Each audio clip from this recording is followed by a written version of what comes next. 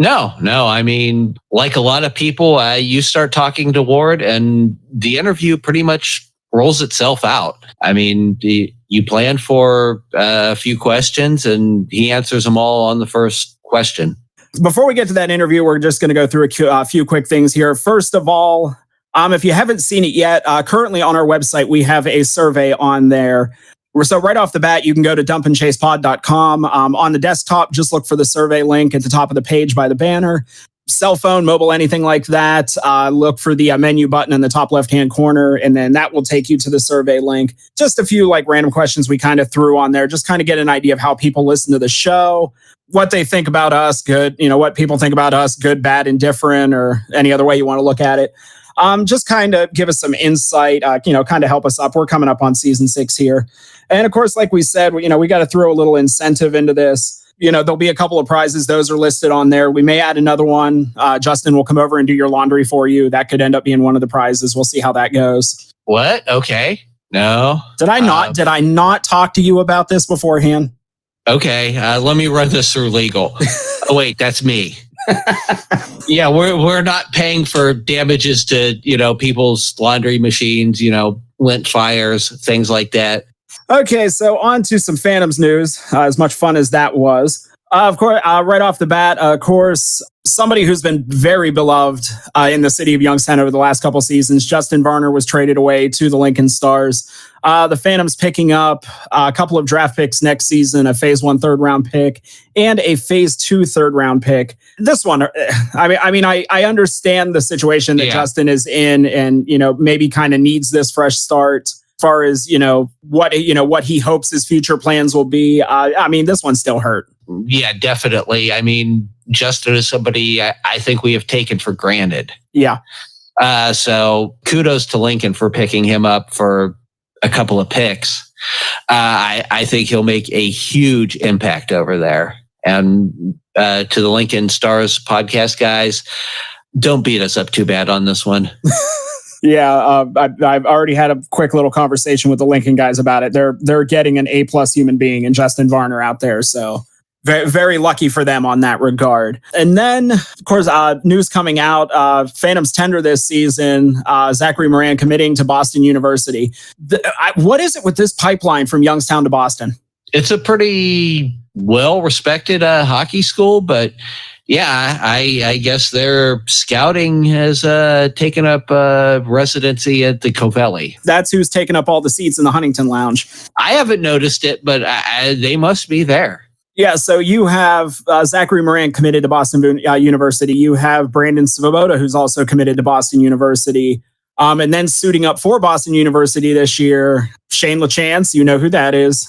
Tristan Amonte, name that's hasn't been heard in a few years in Youngstown. Then you hop over across the way to Boston College this upcoming season. Of course, Jacob Fowler.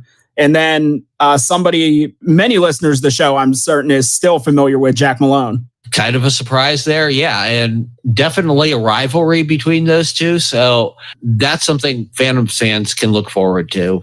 And then you go, of course, all the Boston Bruin draft picks as far as Youngstown Phantoms. The Providence Bruins, the AHL affiliate of the Boston Bruins, they don't have anything schedule-wise, of course, yet listed this season. But last season for the Providence Bruins, suiting up for them, Trevor Kuntard, Georgi Merkulov, Curtis Hall, and Joey Abate. A lot of familiar faces there. Team captains, definitely guys that have contributed a lot of goals. So amazing what they're doing over there. Would Joey Abate be a face that's still familiar because he shaves the rat stash now? Oh, no. Probably would not recognize that then. I'll have to look up a picture later because, I haven't seen that. Yeah. Oh, he cleans up nice. Oh, okay. Good for him. He cleans up nice. All right. So with all that complete and utter nonsense, because the entire goal of this was just to kill time, let's face it. We are winging it. Oh, absolutely. So with that, we're going to take a break here. When we come back, of course, you will hear our conversation with Phantoms head coach Ryan Ward. That is coming up right here on Western Reserve Radio.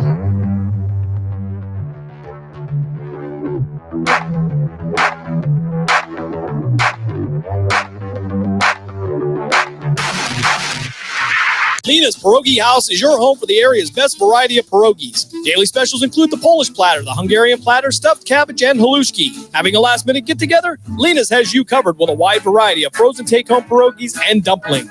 Go to Facebook at Lena's Pierogi House to see the weekly lineup of available flavors for dine-in or carry-out. Catch the best at Lena's Monday from 10 a.m. to 4 p.m. and Tuesday through Friday from 10 a.m. to 8 p.m. 20 North Main Street in Hubbard, or call 234-254-8532. Dr. Ashdown and Dr. Carnivus have been making Happy Feet in the Mahoning Valley for 35 years. Our offices are located in Cortland, Champion, Austintown, Columbiana, and Howland. Our Howland office has relocated to 8601 East Market Street to the top of the hill. Advanced Podiatry offers sports medicine and treatment plans for all ages. You can also request an appointment online by visiting our website at advancedpodiatry.com. Advanced Podiatry, where surgery is always a last resort. Experience nature's bounty with Creation's Backyard. Elevate your health with the most nutrient-dense foods on earth. From farm to table, sustainably cultivated with care. Grown locally in Niles, Ohio with no chemicals or synthetics ever. Unlock your culinary creativity with Creation Backyard Microgreens. Convenient local delivery and pickup options available. Order now at creationsbackyard.com or call 330-282-7208. Mill Creek Golf Course is the Valley's leader for golfing fun with a practice range, short game area, and hole 55 bar and grill all on site. Mill Creek Golf Course features a friendly PGA professional staff available for instruction, along with 36 challenging holes designed by the legendary Donald Ross. Don't forget family fun night golf on Fridays and Saturdays for just $25. For details and tee times, call 330-740-7112 or go online to millcreekmetroparks.org. W&M Quality Roofing, LLC is an insured and bonded Mahoning Valley family-owned roofing business. At W&M, we treat your roof and home as if it's our very own. Give us a call at 330-647-0610 for a free estimate. Did you get damage from the latest storm? We also offer financing and specialists for insurance claims. For professional and efficient service, call W&M Quality Roofing at 330-647-0610. During the fall and winter, grilling season never ends, and Gessler Propane is your local supplier that makes sure you get your hard-earned money's worth. Why go to gas exchanges to pay higher prices for tanks not filled to capacity? Gessler Propane makes sure you're prepared for year-round grilling with 100% filled tanks at a reasonable cost. See Bob Monday through Friday, 10 to 4, and Saturday, 9 to 3 at Gessler Propane, 702 Youngstown Poland Road, Struthers, or call 330-755-9119. Gessler Propane. They got gas. This is Voice of the Phantoms and friend of the show, Matt Lipsack, and you are listening to the Dump and Chase podcast on Western Reserve Radio.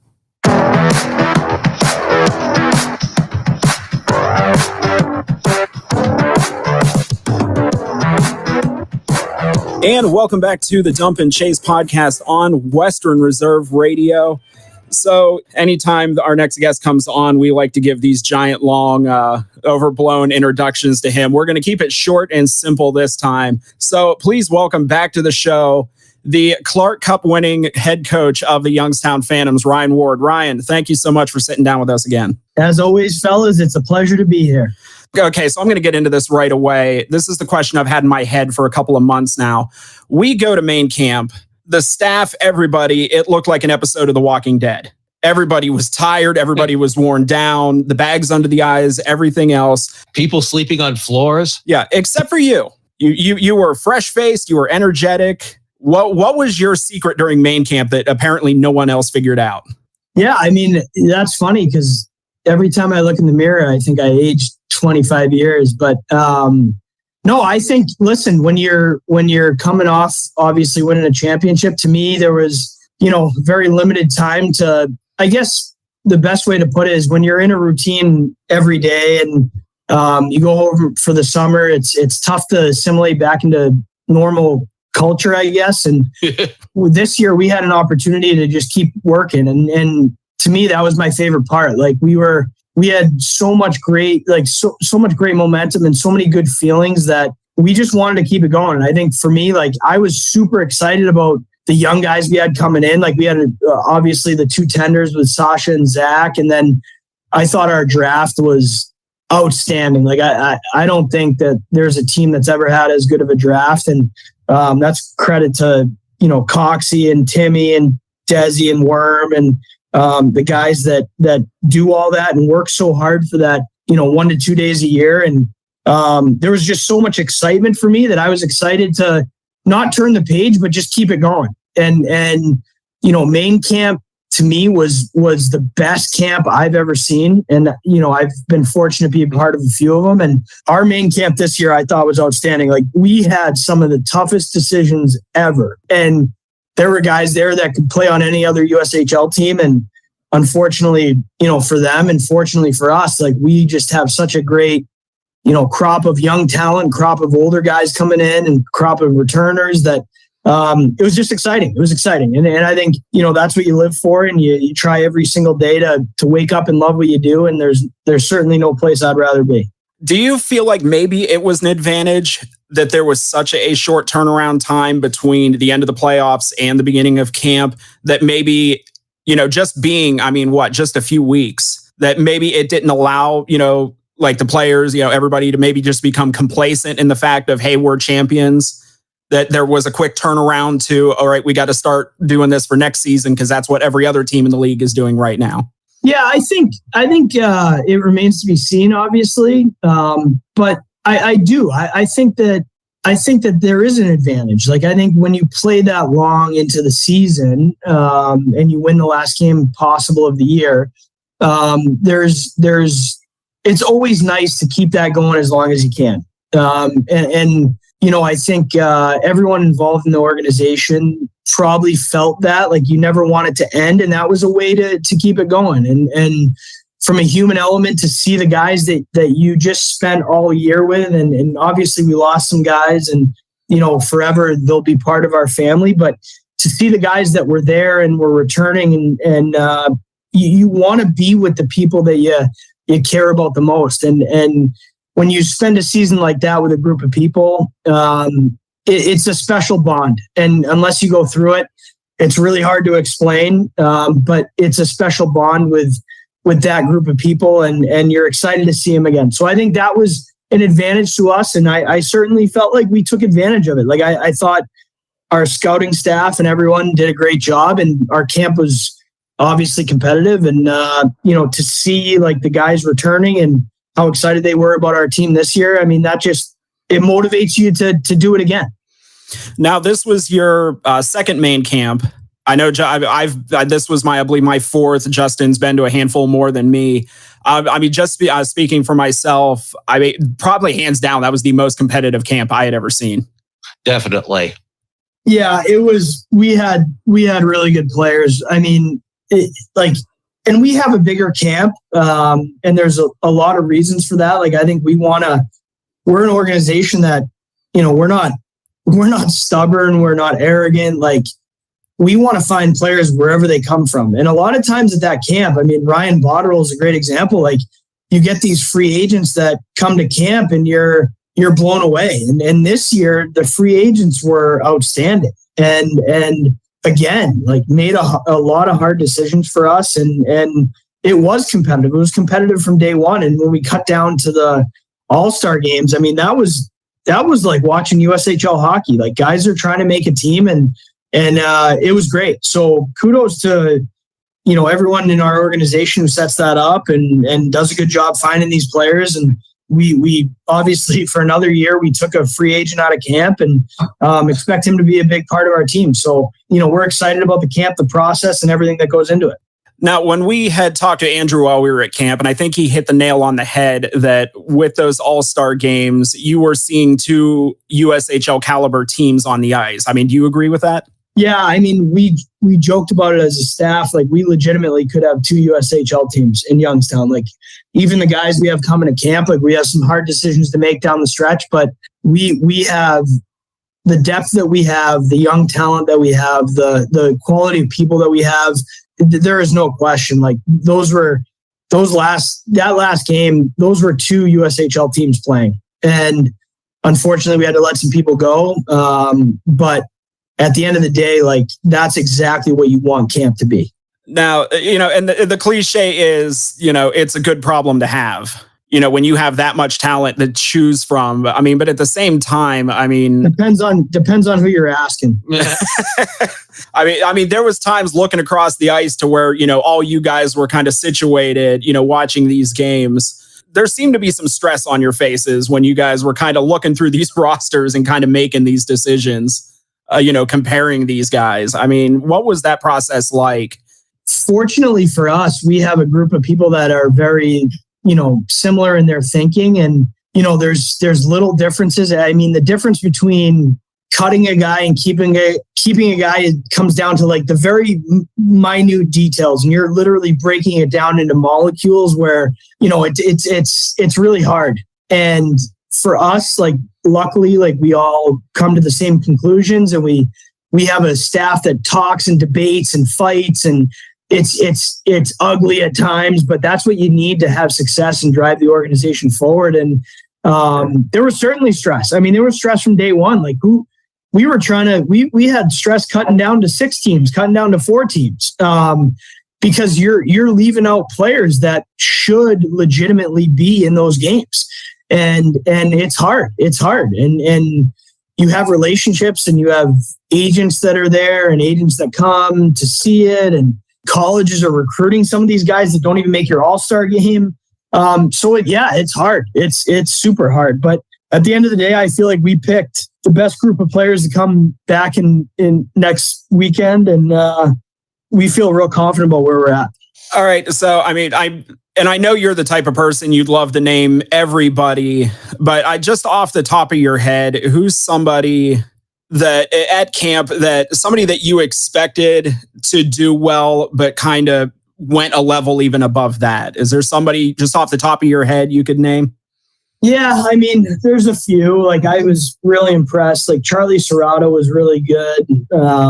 Zach Moran and Sasha were like light years ahead of where I thought they would be. Ryan Botterill was outstanding. The whole group of Jack Wilson, Brandon Svoboda was like a rocket ship out there. Like, he was shot out of a cannon. Sammy Rinaldo made plays. He looked like Jack Hughes. There's a lot of guys that you can mention, and they did themselves a favor. And we're going to rely on a lot of those guys this year to have success. And, if camp was any indication, it's a pretty positive feeling.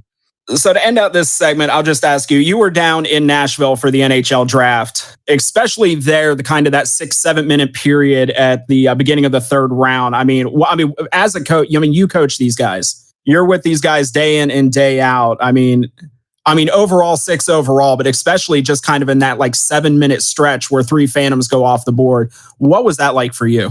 It was a great feeling. I mean, the number one thing that we want to be about is player development and making sure that we give all of these guys the best chance and resources and opportunity to live their dreams, and to see those 6 guys that came from our team that we coached, that we lived every day with. It was special, no question. And you know what? A few of those guys should have gone higher, and they'll prove themselves here, in the next few years. But at the end of the day, like, as an organization, the one thing that was really special for all of us is our ownership let our entire organization go down there and be a part of it. And I think to be there to support those guys, to talk to them after day 1, to talk to them going into day 2, to see them and have dinner with them, that's why you coach. And that's why you want to be part of this age group, and seeing these guys, move on and have success. That's the most fulfilling part of what we do. And to be part of that, a small part of that, was a really good feeling. And the city of Nashville did a great job. We probably had too much fun while we were down there, but it was a great experience. Something that you pinch yourself, and you certainly say to yourself that you don't ever want to let yourself take it for granted. And that was a moment to spend with our staff and our organization that we were all extremely proud of. And I think that's a wonderful thing, and really important as we try to build this here. All right. I just want to get this on the record real quick. During the draft, were you the one that told Stratty it was okay to go to the bathroom, or?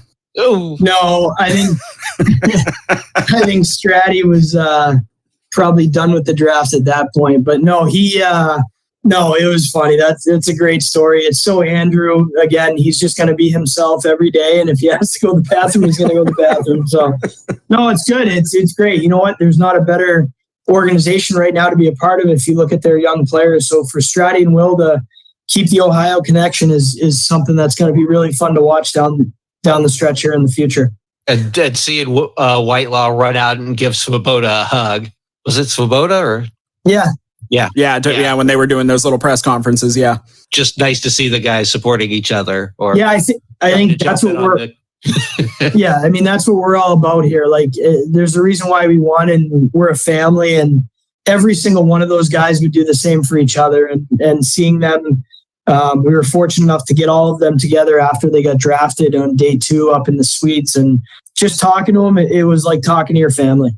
All right, so with that, we're going to take a quick break here. More with Phantoms head coach Ryan Ward on the Dump and Chase podcast right here on Western Reserve Radio.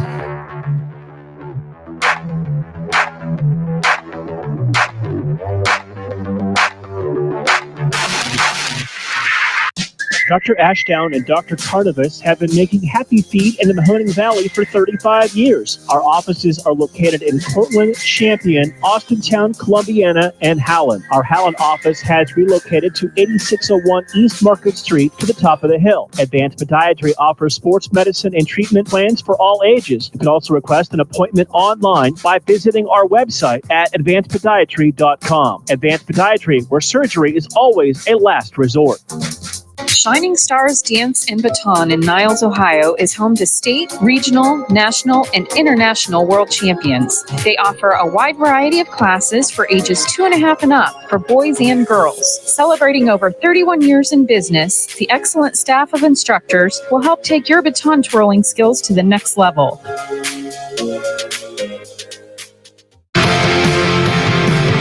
If you are seeking a skilled photographer in Northeast Ohio with experience in capturing documentary-style photographs for various occasions such as family events, weddings, graduations, sporting events, and other special occasions, look no further than Colleen Moore Photography. Accessible via ColleenMoorePhotography.com, or she can be reached at 330-314-7547.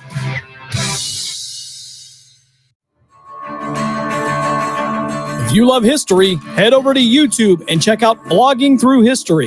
Hosted by Mineral Ridge High School graduate Chris Mowery, Blogging Through History visits historic sites to explore not only the well-known figures and events of the past, but also compelling stories that maybe you've never heard before. Chris would also like to wish his niece Amira Emsch and the Mineral Ridge Rams the best of luck for a successful 2023 season. Welcome to Calvin's Barbershop. You all got to see this. I don't even want to know what you're looking at on that phone. Well, you should. I was learning about the dangers of high blood pressure and that we need to get ours checked regularly. High blood pressure can increase the risk of heart attack or stroke, but this text program can help keep it at a healthy range. Just text Barbershop to 97779 to sign up. I'll get right on it as soon as I'm done with this baby panda video. Text Barbershop to 97779. A message from the American Heart Association and the Ad Council. It's important to plan ahead for emergencies, like the storm. When it kicked in, we had a plan. We were able to get in touch with each other in no time. How to find each other. The whole experience was fine. The most frightening 10 hours of my life. If there's one piece of advice I'd offer other moms out there, it's to stay calm and keep to the plan. Some parents plan ahead, some don't. Make sure you know where to find your family in an emergency. Start your plan at ready.gov. Brought to you by FEMA and the Ad Council. You're listening to Western Reserve Radio at westernreserveradio.com on the Live 365 network and the Live 365 app.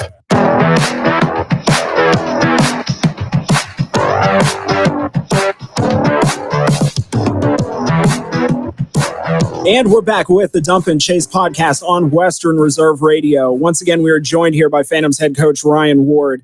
So, Ryan, we're going to go a little further back in history than main camp.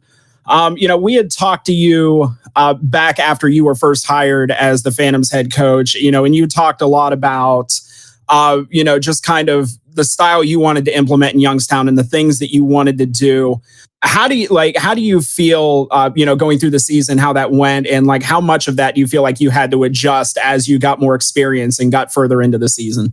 Yeah, I think our attitude and identity stayed the same throughout the season. I had to adjust to the team we had. I mean, I'll be completely honest with you. Like, we had a way tougher team than I thought. We had like an old school team that I had to adjust to a little bit. And it took me a little while, like when you look at how we started and, the road bumps along the way. But at the end of the day, it kept becoming more apparent as the year went on that we had a team that has the ability to win in the long run. And I think to a credit, to our players and their communication and our staff and the willingness to be open-minded, like we made several adjustments and we tried to coach our players to their identity. And we wanted to make sure as long as they were doing the things that we asked every day that we were all on the same page. And I think as the year progressed, you just saw a team that just came closer and closer together.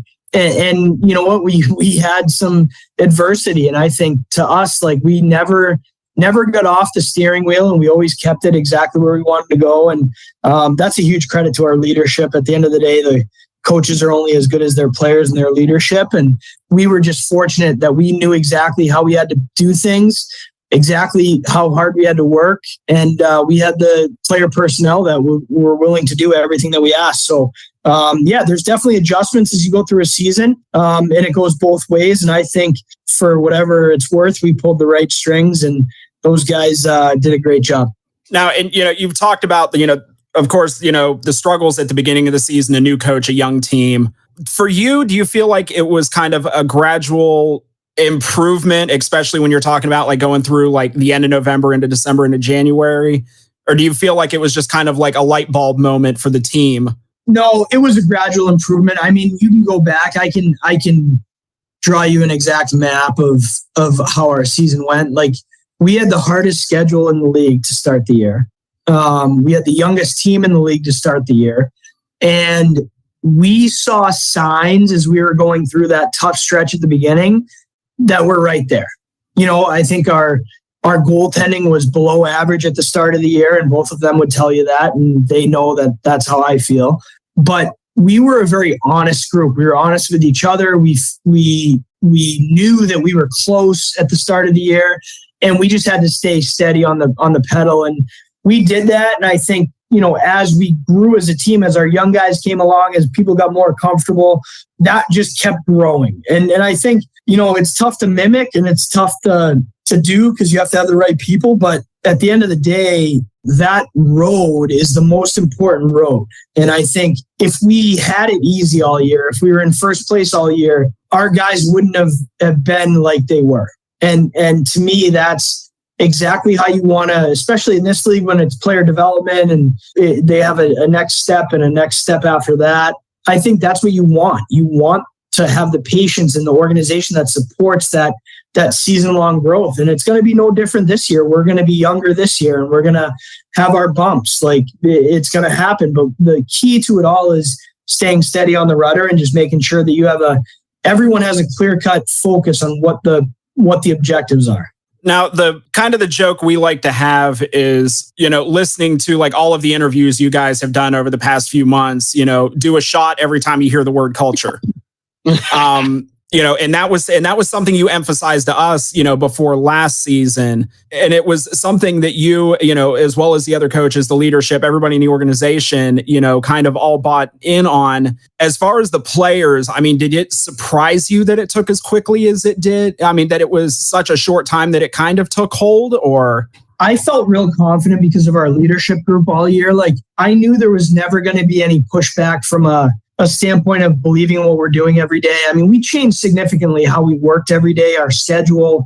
The guys worked hard every single day at the rink, and that was by design, and that's part of that culture shift. But for us, when you look at the leaders that we had, Shane LaChance, Justin Varner, Nick Williams, Stratty, those guys, like Centrella, they fostered that. And no matter what we did on a day-to-day basis, they were the ones that were carrying our messages as coaches into the locker room. And I think when you have that group, it's very easy. And to be honest, like there was no one that ever thought we didn't have a chance, even when we were 2-6, even when we had our struggles. Like our players were like, no, we're good. And the confidence that they played with every day is commendable and something certainly that we're going to carry forward here into the future.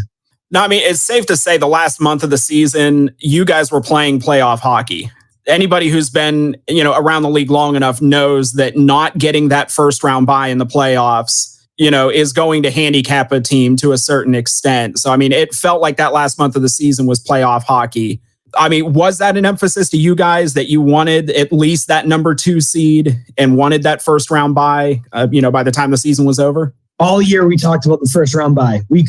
I couldn't care less about winning an Anderson Cup, finishing first. I honestly could not care less, especially with our philosophies and things like that. Like that's never the goal. But yeah, we talked about the first round bye. Like we knew that we were probably the first or second best team in the East, just how we played all year and our record against our opponents. And so we focused on the first round bye. And the biggest thing for that is, we want to prepare a certain way. We want to do things a certain way. And for us to get that first round bye gave us a week to do our thing and have a regular schedule. So it was definitely on our minds. I think for us, we probably made it a bigger deal than we had to. But we wanted to see what the guys had to give and the resolve of our group. And to their credit, like every single night was a battle and they played their hearts out. And we had some adversity with Fowler missing some games down the stretch. And, it was just always a laser focus on getting that first round bye. And I think to be able to do that and play meaningful hockey, as you said, down the stretch, just prepared us better for what was to come. That was my next question was, does that lock you in, get that focus for the playoffs? Yeah. I mean, a great example is, we beat Chicago in that overtime game. And that was, one of the bigger wins in franchise history. And it was a great experience. And we know we're going to the Clark Cup. The next morning at 7:30 in the morning, we were on the bus and we were going to Fargo for 22 hours. And I think for us, being in the situation of like, okay, we won that game. We're in second place. USA is one behind us. Flip the switch because we got a game tomorrow night. And I think that, that was just part of our group. They were gritty. They were hungry and they wouldn't be denied. And they, to be honest, I'm not sure if we were 10 games up that those games at the end wouldn't have been meaningful for them. That's just the group we had. All right, so you get into the playoffs, starting the second round with Cedar Rapids. So your first USHL playoff experience, a lot of players, first playoff experience. Right off the bat, you're playing in a double overtime game. Yeah. Is there kind of oh God, I hope it's not like this every night, or? Well, we knew against Cedar Rapids that it would be like that every night. They do a great job. They know their identity. You know exactly who you're getting on any single night. That was the only series in the Clark Cup playoffs I was worried about. Experienced coach. Yeah, that was the only series that I was worried about. I knew that we matched up decently well against Chicago. I had watched enough Fargo to realize where our strengths were. That was the series that I knew would be hard. And although we swept the series, it was not a sweep. That was a hard fought series. And, if they would have gotten past us, who knows what they could have done. That was the series we were worried about going down. That was the first round matchup. We were like, well, is the first round bye? So then you got to face Cedar Rapids. Yeah. Every player, every person in our organization will tell you, we were all thinking the same thing, oh boy, we got to make sure we're dialed in for this one. And, I think if they would have got past us, it could have been them being Clark Cup champs. But yeah, there was certainly, for me, my first playoff series, it was, I don't get nervous behind the bench, but it was, anxious to get going. And obviously we felt like we had a chance and we wanted to make sure we put our best foot forward. So it was good. Then so we get into the Chicago series. You guys handle your business in game one, and then game two, which ended up being the only blemish, on your guys' playoff record. So after 3 straight playoff wins, and kind of what happens in Chicago in game two, what was the conversations with the team like coming back to Youngstown for games 3 and 4? Well, I'll tell you, if I'm honest with you, we were like, let's get our food and get on the bus and get back to Youngstown. I mean, we had supreme confidence in Youngstown playing at the Covelli Center in front of our fans. We were the best home team in the league. Our guys were chomping at the bit just to play again and get back to Youngstown. So I think there was no panic. I think the most panicked person in the world was probably my wife. I think she even was crying at one point. But Jacob Fowler went up to her and said, Jess, there's no one beating us twice at home. And that made everything better. So it was good. But no, I think in playoffs, you have to have a short memory. It's a series. It has nothing to do with standings or anything like that. It's a race to 3 in that situation. And we felt pretty confident going back to Youngstown that it was going to be a tough environment for them to take the game in. And that's how it worked out. Sam, I think that statue of Jacob just got a little bigger. Yeah. Yeah. So, now going into the Fargo series, going into the finals, and, this was something we talked about probably more than once. It kind of felt like to us just as good of a defensive team that Cedar Rapids was, and then as good as an offensive team as Chicago was. Fargo was like a mixture of the two of them. I mean, do you feel like, having the battles you did with Cedar Rapids and then having the battles you had with Chicago maybe better prepared you guys to play a team like Fargo? Yeah, I think we had the best competition to get out of our division, but we looked at Fargo like, they were very detailed, they were very defensive, but they hadn't really been pushed all year. So I think for us, that was our message. Like, going into Fargo, we actually didn't show one single pre-scout clip of Fargo. We showed everything that we did well in the Chicago series, and we wanted to just play our game in the first game because there's going to be nerves, there's going to be different things that go into distractions that go into the finals, and we just wanted to play our game. And I think certainly having the best competition coming out of the Eastern Conference definitely prepared us. But we were confident that competition that we had, Fargo hadn't had all year, and we just wanted to play our game. I would say that I don't want to say it surprised me, but, and you know as much as anyone, when you're watching a game on television, the speed of the game doesn't always translate through the camera. And I remember watching Fargo and Lincoln in the Western Conference Finals and just watching that and thinking, wow, Fargo is fast. And that kind of worried me a little bit going into it until I watched game 1 between Fargo and Youngstown. And I think that was the first time I really appreciated how fast of a team Youngstown was. I don't think they had met a team that could skate like we could skate and that worked like we could work. And at the end of the day, like, those games were fast. From the bench, I will tell you that there's another level. And, when you play a normal regular season game, it is what it is. Those games were fast. And, you had two teams that were obviously trying to win a championship. And but that was a fast series. That was a highly competitive series. But we just felt like, number one, they couldn't sustain skating with us period by period, game by game. And we've noticed that there is kind of a style difference between the East and the Western Conference. Do you think maybe that shows that playing more of a skill game instead of trying to goon it up sometimes? Some teams just aren't prepared for that. Yeah, I think no matter if you look at who's won their league ever, I think you look to a good balance. Like, we were, to be completely honest, this year we were less skilled than I thought we were going to be, but we were way harder than I thought we were going to be. And to me, that taught me just a little bit about the balance that you need to have on your team. And, but certainly there was a big difference this year between the East and the West. And I just thought the East was deeper and just played so much faster than the West. And usually that's kind of the other way around, is everyone thinks the West is skilled and heavy. But I think the East, like, we were that conference this year, there was never a night off. Even the 17s, like, they were legit. All right. So game 3, first 2 periods scoreless. All 3 games, Youngstown Fargo tied after 2 periods. But game 3, it's scoreless. Sorbonne picks up that goal early in the 3rd period. At that point, did you feel like you could take a little bit of a breath once he got that goal? Or are you looking at 18 minutes on the clock and thinking this is going to take forever? Yeah, it wasn't 18 minutes if you actually had it right. It was like 19, 20. Yeah. No, I'll tell you one thing. I say it all the time, but I've never been nervous as a coach, but that place was so loud. Like as we got going, the clock took forever. And I think that's probably cliche, but the one moment to me that was crazy was with about 3 minutes and 40 seconds left, the Covelli Center started doing the wave. Yeah. Yes.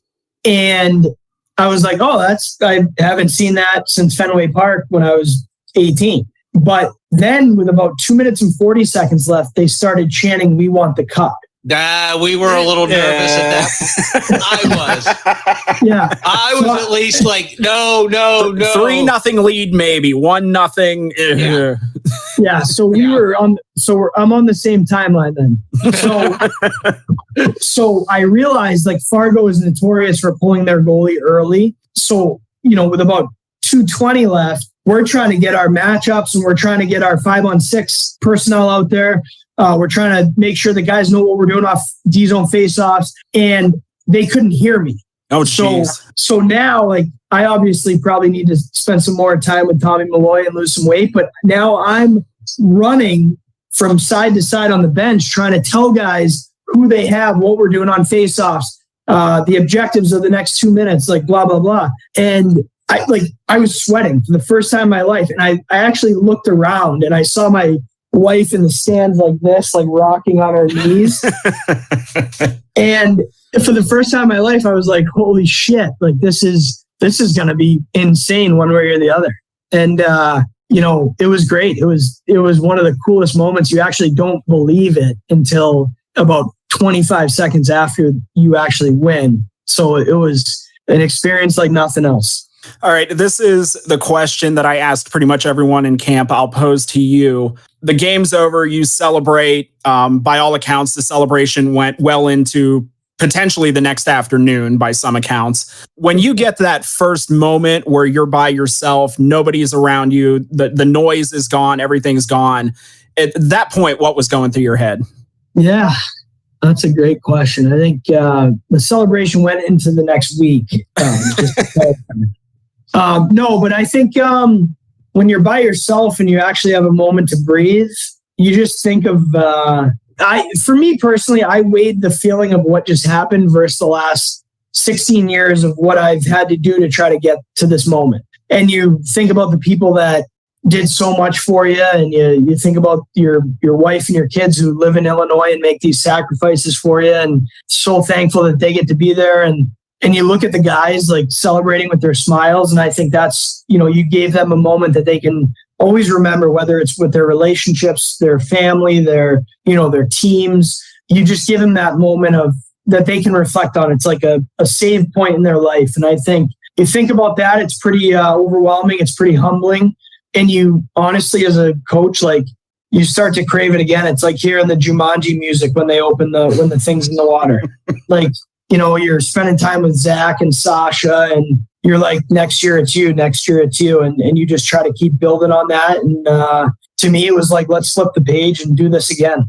All right. So with that, we're going to take another break. More with Phantoms head coach Ryan Ward coming up with the Dump and Chase podcast right here on Western Reserve Radio.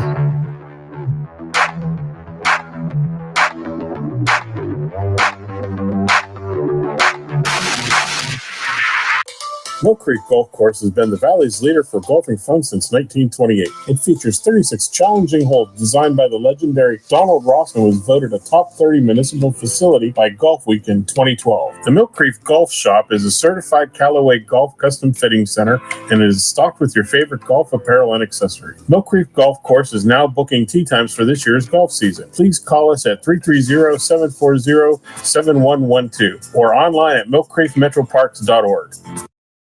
Western Reserve Radio is the Valley's online source for sports talk and local live events. Tune in and be a part of their live weekly shows, as well as all of the hard-hitting action of Youngstown Phantoms hockey, high school football, and the GDFL. Find them at westernreserveradio.com. Tune in and the Live 365 app to be a part of the area's sports conversation. Be sure to visit them on Facebook at Western Reserve Radio and on Twitter at WR_radio. Dr. Ashdown and Dr. Carnivus have been making happy feed in the Mahoning Valley for 35 years. Our offices are located in Cortland, Champion, Austintown, Columbiana, and Howland. Our Howland office has relocated to 8601 East Market Street to the top of the hill. Advanced Podiatry offers sports medicine and treatment plans for all ages. You can also request an appointment online by visiting our website at advancedpodiatry.com. Advanced Podiatry, where surgery is always a last resort.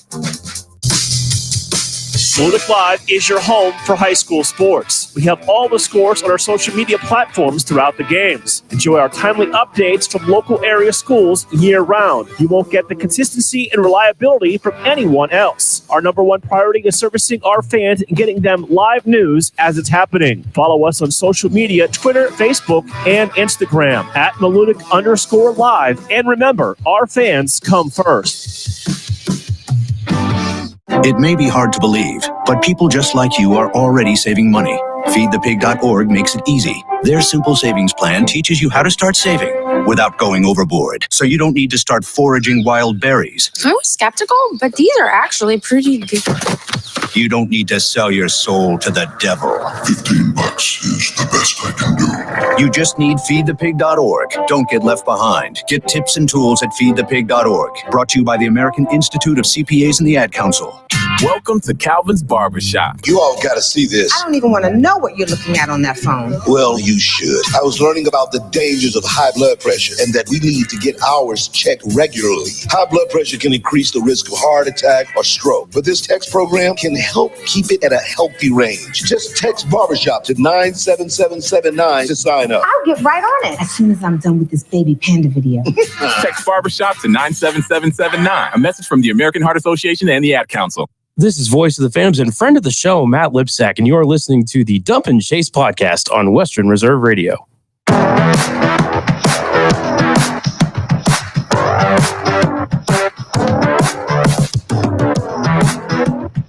All right, and welcome back to the Dump and Chase podcast right here on Western Reserve Radio. We are joined once again by Phantoms head coach Ryan Ward. So Ryan, looking ahead to the future, we were recording this on Wednesday night. You're back in town on Saturday. I believe it's this coming Sunday when the team is supposed to report. Yep. Yeah, we're a lot of guys are there now, but we have official report date for Sunday, and then we'll go through their medical stuff and all that and get them settled into their billets, and then we'll hit the ground running. So what's the feeling like going into this season compared to, going into your first training camp last year? Yeah, it's totally different. I think, last year it was more about character and culture and trying to build our identity and what we want to do. And this year is a totally different feeling. Like we have a target on our backs. There's an expectation of what we want to do. There's a standard to how we do things day by day. And there's certainly some assimilation that has to happen from the guys that are not familiar with what we do here into how we play, how we train, how we live our day-to-day life. And for the guys that were here last year, there's a snap back of like, hey, this ain't last year anymore. It's time to turn the page and let's get the train going in the right direction. Now, last season, I mean, you're batting 1,000 on a lot of things so far. Your time in the league, you're 1-for-1 on the Clark Cup. I would also say so far you're batting 1,000 on team captains with your selection of Shane LaChance last year. So going into this season, it's Andrew Strathman. What went into that? I mean, I want to say it was an easy decision. Yeah, I think there's a lot that goes into it. For me, I've known Stratty for a long time. I've had a personal relationship with him. I coached him at U15. I saw his growth this year. I saw his competitiveness.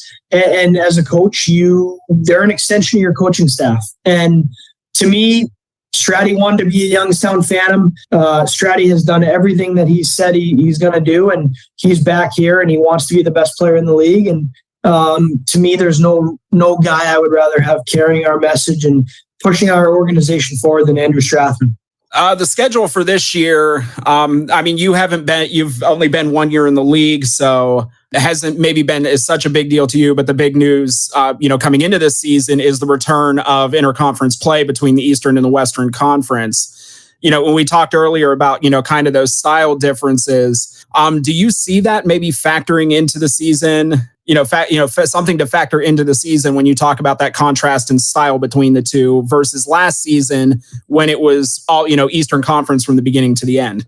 Yeah, I think the coolest thing is just the new competition and adjustments you have to make as a team.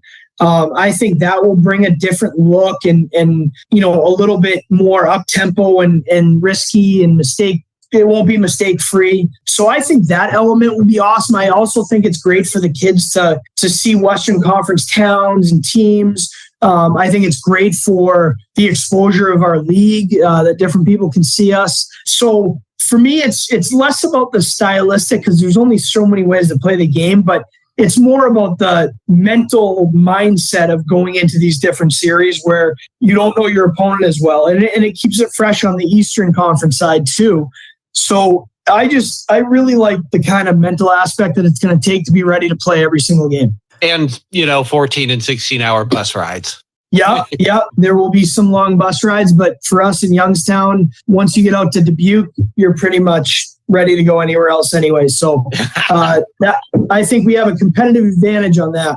So, and you had talked about earlier, and of course, another big story from this past season was the Phantom's success at home. And something we talked about in our last episode, as far as the Phantom schedule, the final third of the Phantom season, the final 19 games, 14 out of those 19 games are at home. It's, if anything, you want to see a repeat from last year besides a cup is just the Phantom success at home, because I feel like that could really set you guys up at the end of the season. As far as playoff positioning and everything else, and ending the season strong when you're playing 14 out of 19 at home.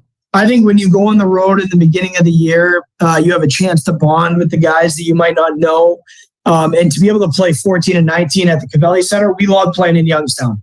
I mean, that's the place that we know that we're going to dominate you. We've made some upgrades to the Covelli Center. Like, we're just jacked up about playing in front of our fans in Youngstown, and we feel comfortable there. And good luck to anyone coming into Youngstown in the last third of the season, because we're going to be ready to play. All right. I will let you know when you guys go to Lincoln, if a couple of guys approach you and say, hey, we're with the Lincoln podcast. I know they may look a little scary, but it'll be okay. We promise. I'll make sure I dress up and get a disguise on going into the ring. So, yeah, just coming into training camp here, and then you guys aren't even going to be that far into training camp before we're talking the season pickup party, and then these preseason games with Muskegon, and then going up to Plymouth for a couple games with Team USA. Is there time to be kind of excited about it, or do you feel like right off the bat it's a short period of time? We've got to we got to hit the ground running right away. No, we have some cool stuff planned, some team building stuff for when the guys report. And then when we get on the ice, we're really, we're going to work hard, and we're not going to be complacent. And I think everyone's excited to just get going. I think, for us, we're going to have that inter-squad game on September 6th at the Deep Freeze. That'll kind of set the tone for the preseason games. So we're going to just try to build every day. We're not going to get away from who we are or how we play or our identity. And because at the end of the day, the season is long to install things that you want to install. And, for us, it's all about our identity. How you go into the Fall Classic and you play your brand, your identity, and you play it hard, you'll have success. So that's what we want to do. And we just want to gradually build day by day and add different, kind of layers to the toolbox. How's it going to feel? You walk into the Covelli Center for the first time, a year ago. And now this season, when you walk into the Covelli Center, there's going to be that banner hanging from the rafters. Yeah, it's the best feeling ever to know that we accomplished our goal. And the way we did it was pretty special. It's going to be very special. And I think more than anything, you put that in the back of your mind, and those guys will always be, a band of brothers and very special to me. But when you look up now at the Covelli Center, and I think you're just itching to hang another one next to it. So that's going to be our focus. And certainly when we drop the puck and we see that banner raised, we'll be making sure it's not alone. All right. So when it's all said and done and they put the statue of you outside the Covelli Center, do you want to be next to Fowler's statue, or do you want to maybe get a little different location? Well, first of all, that would be a waste of taxpayer money if they build a statue of me.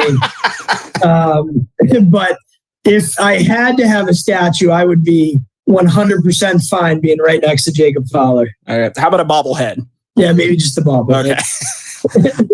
All right. So yeah, we got, you guys are reporting here soon. We've got preseason coming up, and then getting into the fall classic. So before we let you go here, again, put your salesman hat back on. The fans that are listening here, what do you want to tell them as far as this upcoming season here? No, I think hopefully we started to prove to Youngstown that we represented that city to the city's identity to the best of our ability. And I think when you look at everything that we were able to accomplish this year and the connections we made in the community, you're seeing the best players in the world. And I think these guys are going to be future leaders, future NHLers. You have a chance to come down to the Covelli Center. We're raising a banner on September 30th. And we're going to always represent the city, our organization, and our people well. So excited to start this year. Can't wait to get to Youngstown, and excited to hit the ice here next week. All right. So Andrew, Kelsey, I know you're listening. Ryan Ward, bobblehead night. Let's make it happen. Oh, come on now. Do not make that happen. All right. Ryan, thank you so much for hanging out with us, taking some time with us. We appreciate it, bud. It's always good to talk to you. Good to talk to you guys. Have a great night. We'll see you around the rink. All right. So with that, we're going to take another break. When we come back, we'll wrap up this episode. You have been listening to Phantoms head coach Ryan Ward right here on the Dump and Chase podcast on Western Reserve Radio.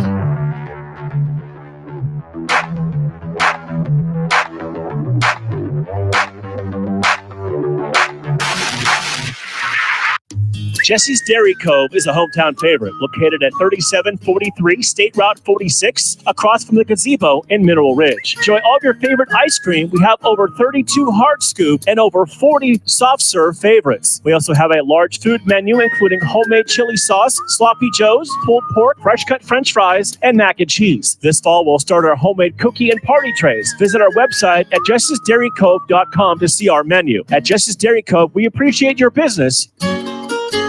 Catch all of the spring and summer action of Cleveland Cobras minor league football on Western Reserve Radio. Follow the Cobras as they compete against teams from around the region in pursuit of a Tri-Point Football League championship. And if you're looking to continue your football career after high school, college, or even the pros, or to be part of the Cobras staff, go to Facebook at Cleveland Cobras Football or contact owner Jesse Caldwell at 330-416-3442. Be a part of the excitement of Cleveland Cobras football. With over 30 years of experience, Madurix Butcher Block in Mineral Ridge is a quality-driven company focused on great personal service. Our fresh meats are of the finest cut. We make a variety of burgers, sausages, and a full line of deli meats. Using our own smokehouse, we prepare different types of jerky, snack sticks, kibasi, bacon, hot dogs, and bone-in hams. When your tummy needs some relief, call 652-BEEF. That's 330-652-2333. Whether you are a professional football champion or a fantasy football champion, Martusio Chiropractic is the place to recover from all your sports injuries. Proudly serving Trumbull County, Martusio Chiropractic is located at 369 Niles Cortland Road in Warren. Martusio Chiropractic accepts most insurance plans, now accepting new patients and offering some same-day appointments. For more information or to make an appointment, call Martusio Chiropractic at 330-856-9595. Lena's Pierogi House is your home for the area's best variety of pierogies. Daily specials include the Polish platter, the Hungarian platter, stuffed cabbage, and halushki. Having a last-minute get-together? Lena's has you covered with a wide variety of frozen take-home pierogies and dumplings. Go to Facebook at Lena's Pierogi House to see the weekly lineup of available flavors for dine-in or carry-out. Catch the best at Lena's Monday from 10 a.m. to 4 p.m. and Tuesday through Friday from 10 a.m. to 8 p.m. 20 North Main Street in Hubbard, or call 234-254-8532.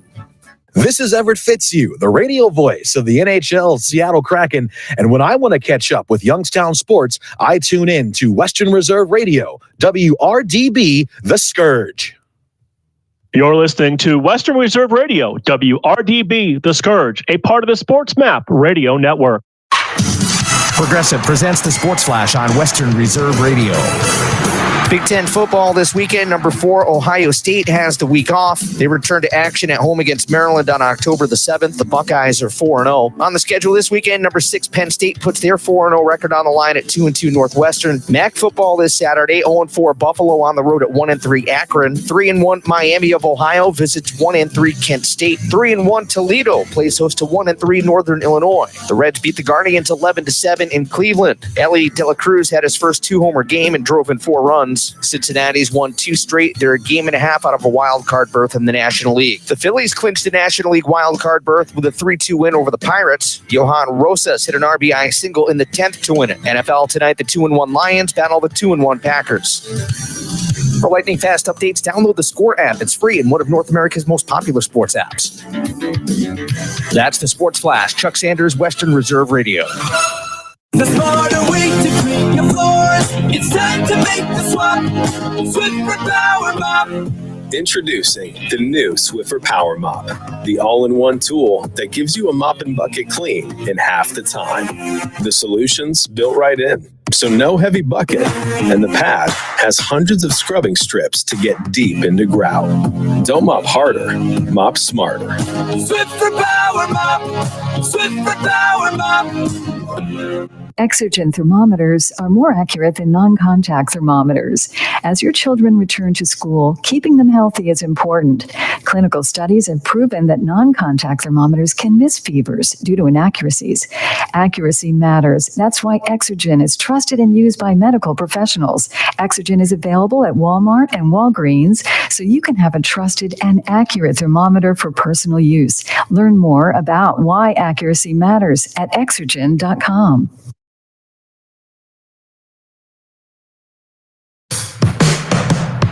Sandrock Concrete specializes in all types of concrete, driveways, sidewalks, basements, and garages. We also do stamped colored concrete in many different designs. We do interior and exterior stonework, regular brick and block work. Sandrock Concrete is fully insured. Call Jerry Sandrock at 330-506-0013 for an estimate. Also find them on Facebook at Sandrock Concrete LLC. Sandrock Concrete, where you deal with the owner all the time.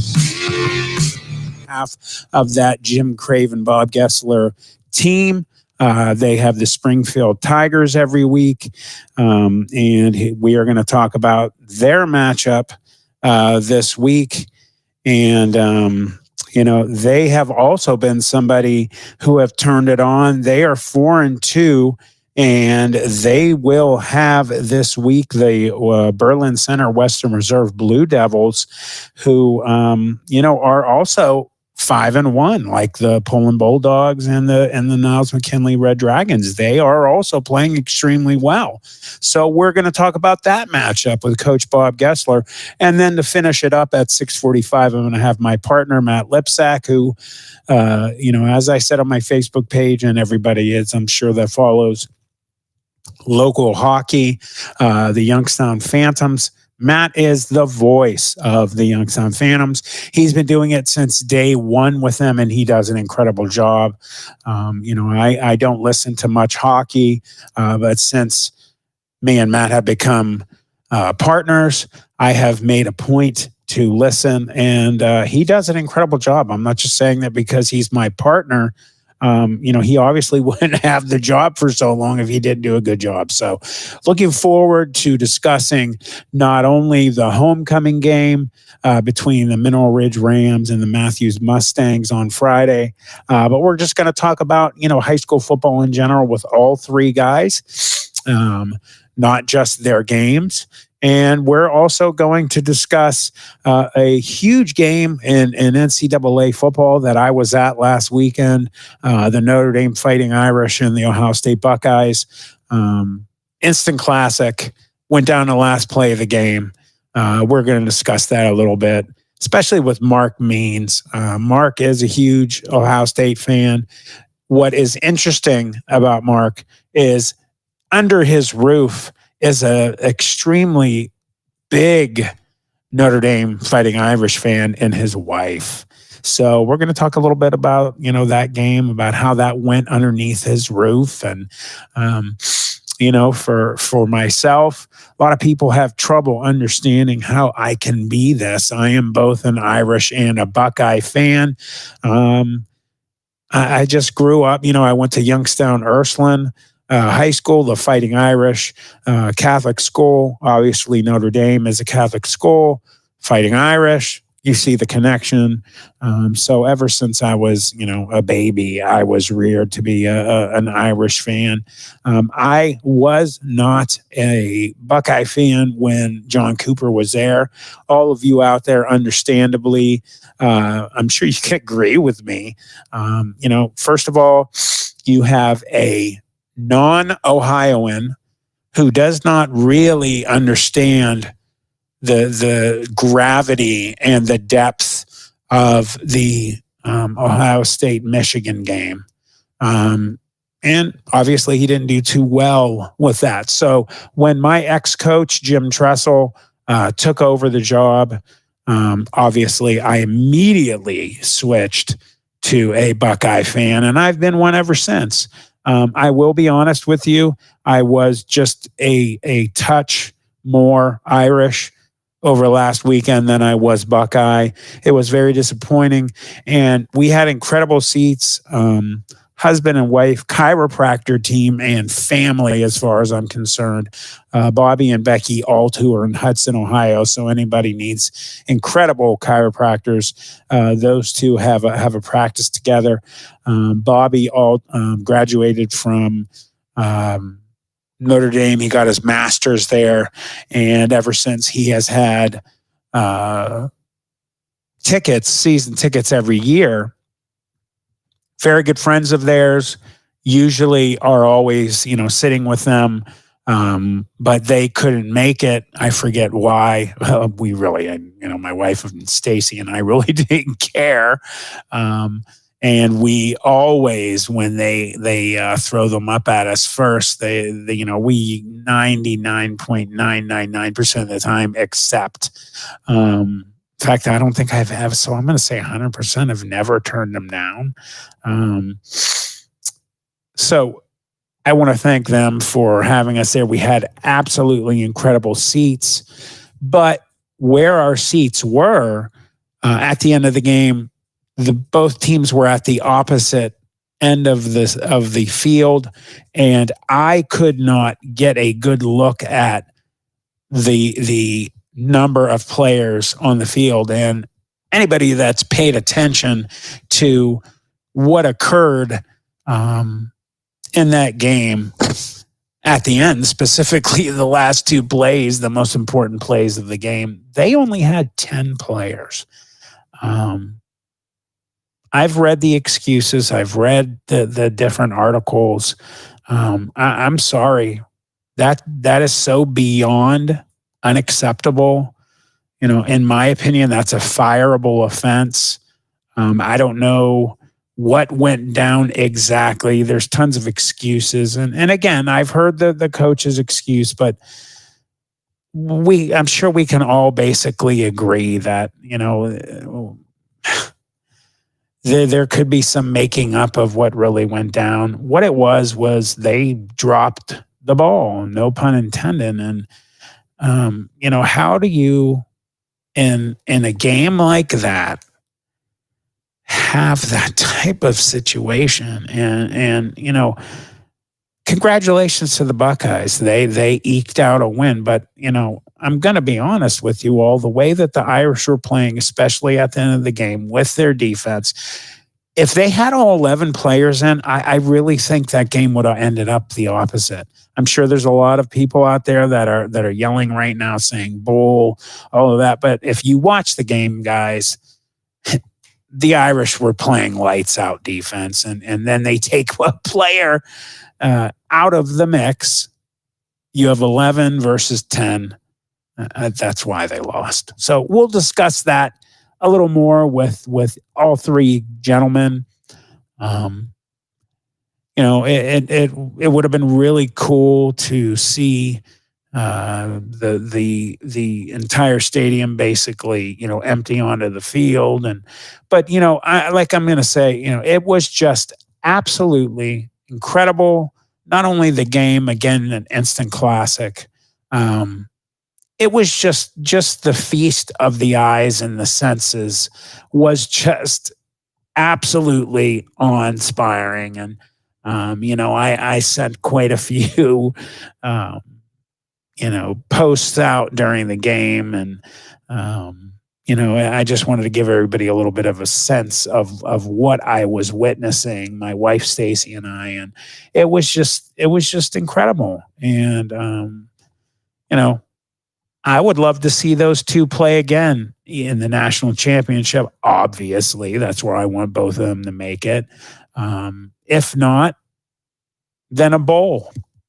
We would love to see them both play again, I'm sure. I'm not sure sort of the Buckeye fans would want to see that. It's really hard to beat a team twice in the same season. But, I just would like to see that happen. And obviously, I would like to see that happen in the national championship. So, again, I'm going to stop talking about that game. We're getting really close to taking a break here in about a minute. But, we have some, excuse me, some really good professional football games. The Steelers won a big game last week. And I also believe that the Cleveland Browns also won their game last week. And, they took care of the Titans. 27-3. So that was a very impressive show on their hands. Steelers are in the lead as of right now with the AFC North. We'll see if they can hold on to it. But, like I said before, we are getting ready to go to a break. When we come back, Mark Means of By All Means will be waiting for us. See you soon.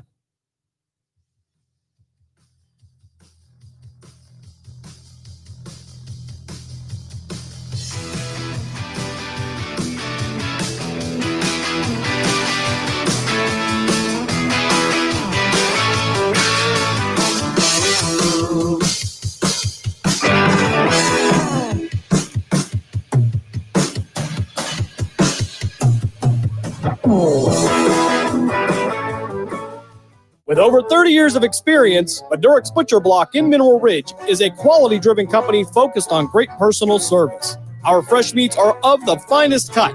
We make a variety of burgers, sausages, and a full line of deli meats. Using our own smokehouse, we prepare different types of jerky, snack sticks, kibasi, bacon, hot dogs, and bone-in hams. When your tummy needs some relief, call 652-BEEF. That's 330-652-2333. Action Physical Therapy is a locally owned outpatient physical therapy company serving the Mahoning Valley for over 20 years. With 5 convenient locations in Hubbard, Cortland, Kinsman, Salem, and Mineral Ridge. Action Physical Therapy can handle all of your physical therapy needs. Action Physical Therapy will create a unique plan made specifically for you. Call us at 1-8333-BEST-PT to schedule your evaluation today. Check us out at myactionpt.com. Get back in action with Action Physical Therapy. And as always, go Rams. If you are seeking a skilled photographer in Northeast Ohio with experience in capturing documentary-style photographs for various occasions such as family events, weddings, graduations, sporting events, and other special occasions, look no further than Colleen Moore Photography. Accessible via ColleenMoorePhotography.com, or she can be reached at 330-314-7547. Colleen sends her best wishes to the Mineral Ridge Rams for a fantastic season. Go Rams! From high school to the pros and everything in between, you're listening to City View Sportscast, part of the iMedia One network.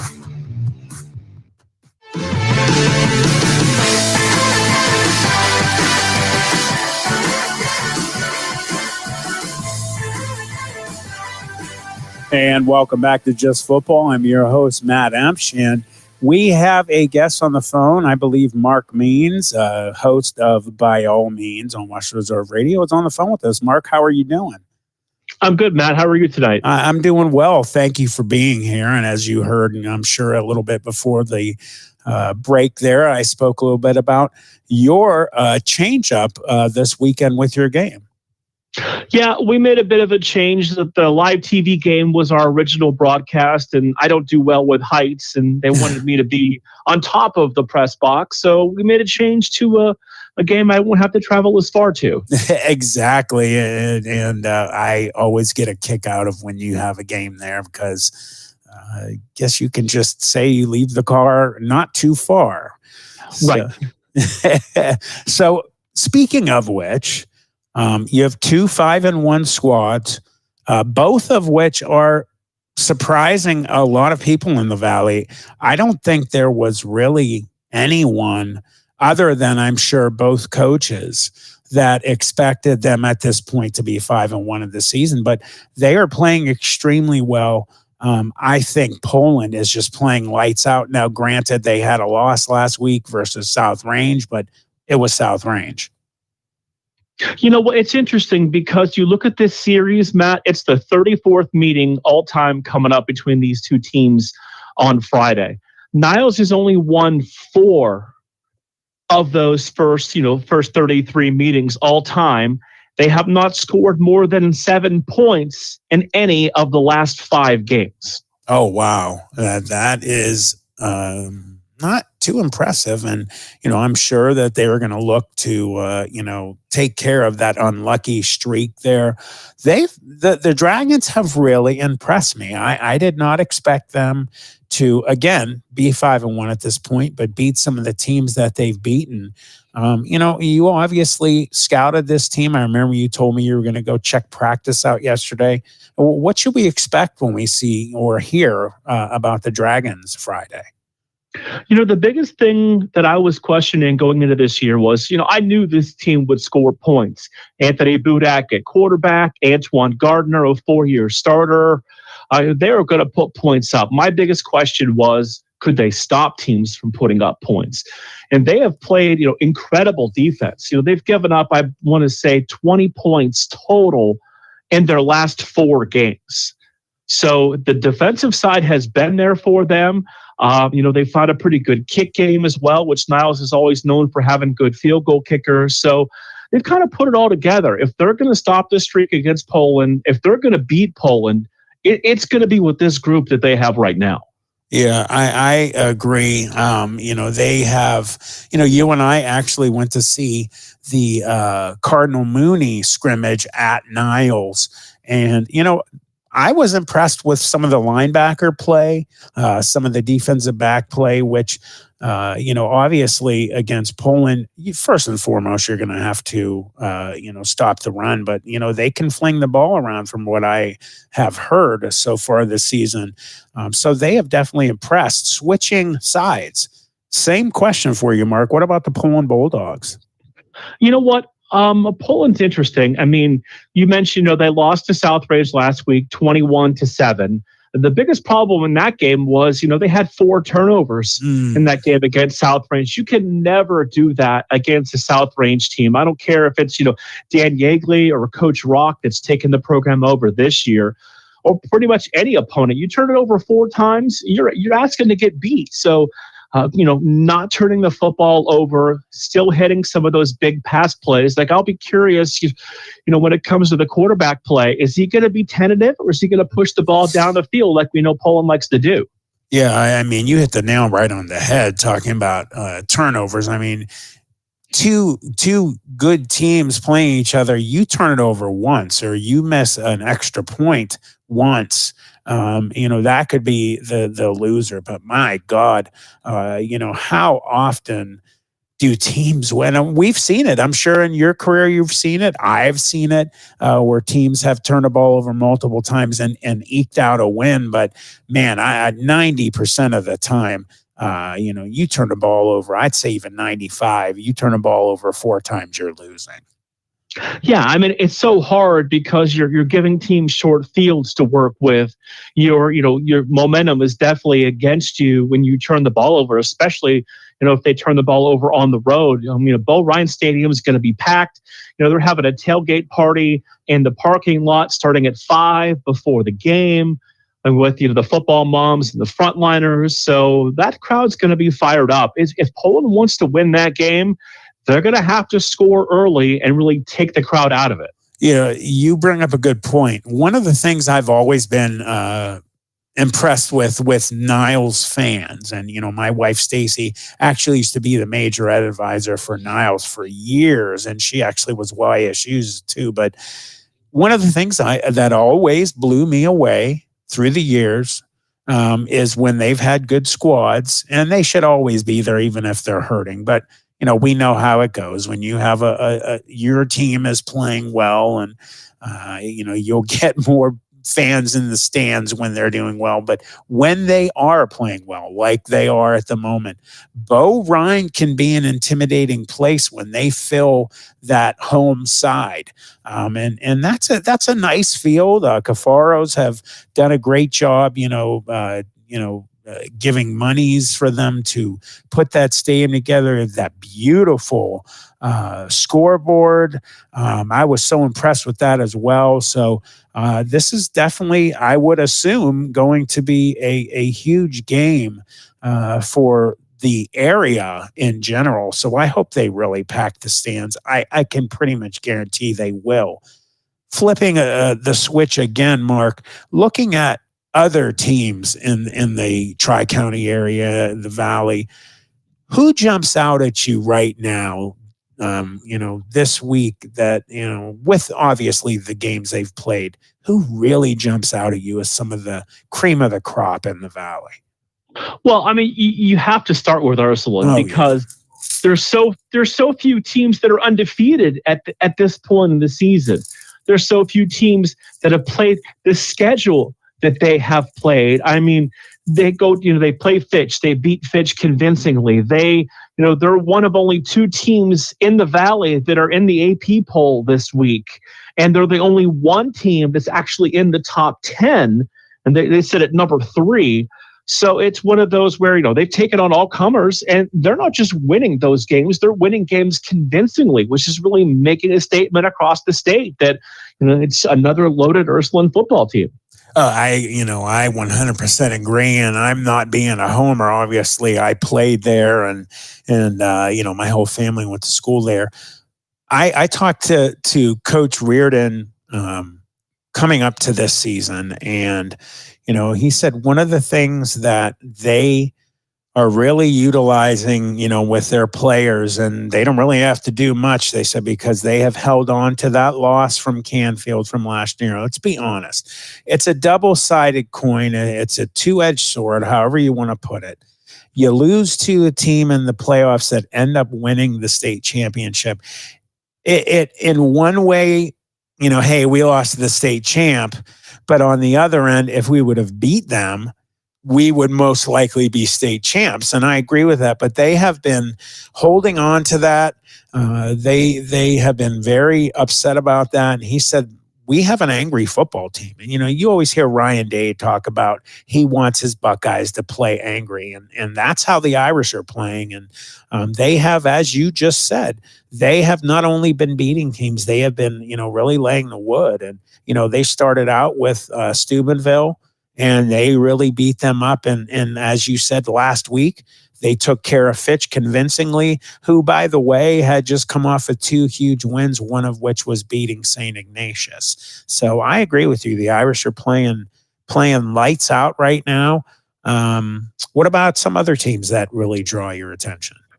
The interesting thing about it is I think we have some really good football teams that have scheduled up.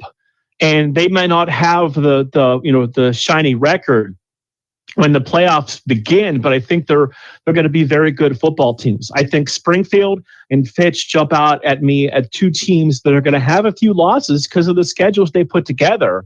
When you look at Fitch, they're off this week, coming off of playing Ursuline 2 weeks ago. All they have is Massillon coming up in 2 weeks. That's all. No big deal. Right. And I agree with you. You have a group of teams that have been, not afraid of, as you just said, scheduling teams. I always start out when I pick teams in the area that are not afraid. Obviously Ursuline, but the one I always start number one, it seems like as far back as I can remember, is the Harding Raiders. Warren, Coach Arnold is not afraid at all of scheduling, these teams. And, he has done a great job at that. I know. Here's the thing about it too. They're 2-6, and they're sitting right there where if a couple things, they're 2-4 through 6 games. They've got Boardman this week, who's only won 1 game. So that potentially gives them another shot at a victory. They're a team that could be potentially below 500 and still make the playoffs in D2. Yeah. And again, you have teams that are scheduling up, like you said. They're scheduling teams and are not afraid to play them. And when they play them, if they can make the playoffs, they're going to be battle tested and ready, and they'll be ready for the OHSAA playoffs. And then you have the flip side of the coin. Sometimes you have teams that, they don't have very strong teams on their schedule, and they might finish 9-1 or 10-0, but then they get to the playoffs, and because of having a weaker schedule, that hurts them.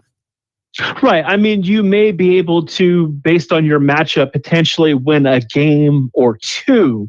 But the goal is, depending on the program, I guess it's different. If you've never been to the playoffs before, or you've never won a playoff game, that's a giant stepping stone for your program. But if you're looking to, you win 5-6 games, make it to a state championship, it's all on how you prepare to get to that point.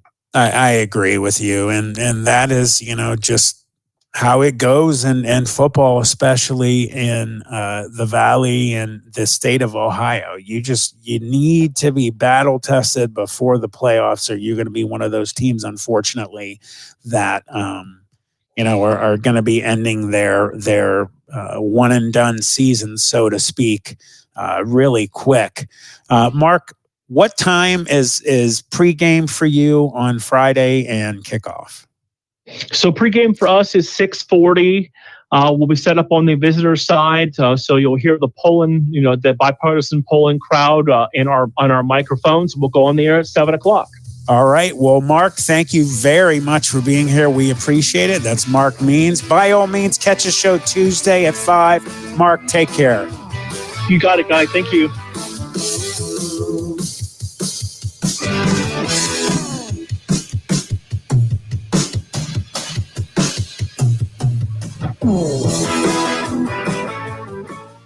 Experience nature's bounty with Creations Backyard. Elevate your health with the most nutrient-dense foods on earth. From farm to table, sustainably cultivated with care. Grown locally in Niles, Ohio with no chemicals or synthetics ever. Unlock your culinary creativity with Creation Backyard Microgreens. Convenient local delivery and pickup options available. Order now at creationsbackyard.com or call 330-282-7208. Jesse's Dairy Cove is a hometown favorite, located at 3743 State Route 46, across from the gazebo in Mineral Ridge. Enjoy all your favorite ice cream. We have over 32 hard scoop and over 40 soft serve favorites. We also have a large food menu, including homemade chili sauce, sloppy joes, pulled pork, fresh cut French fries, and mac and cheese. This fall, we'll start our homemade cookie and party trays. Visit our website at jessesdairycove.com to see our menu. At Jesse's Dairy Cove, we appreciate your business and wish good luck to the Rams.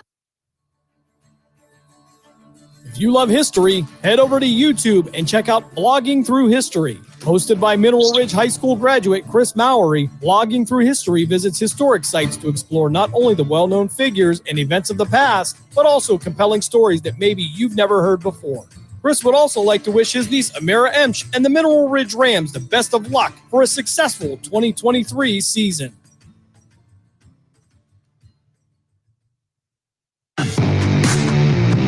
From high school to the pros and everything in between, you're listening to City View Sportscast, part of the iMedia One network.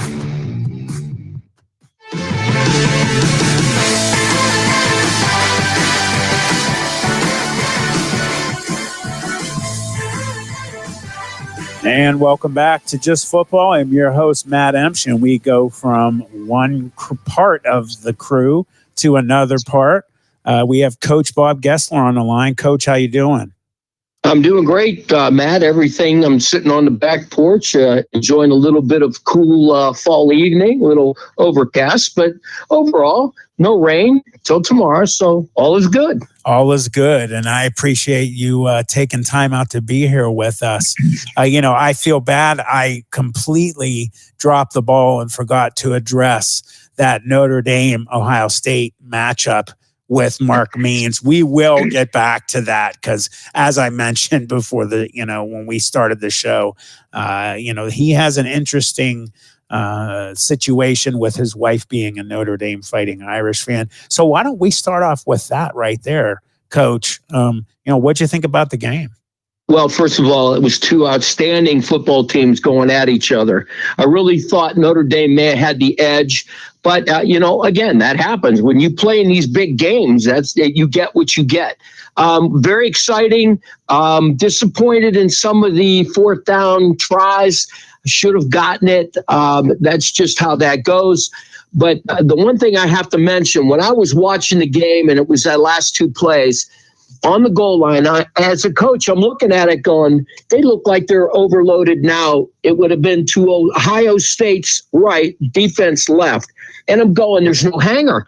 There's no hanger on the right-hand side. What is going on? What are they doing? They need to shift back. I didn't realize until afterwards they only had 10 guys. And unfortunately, I believe, and he barely got in.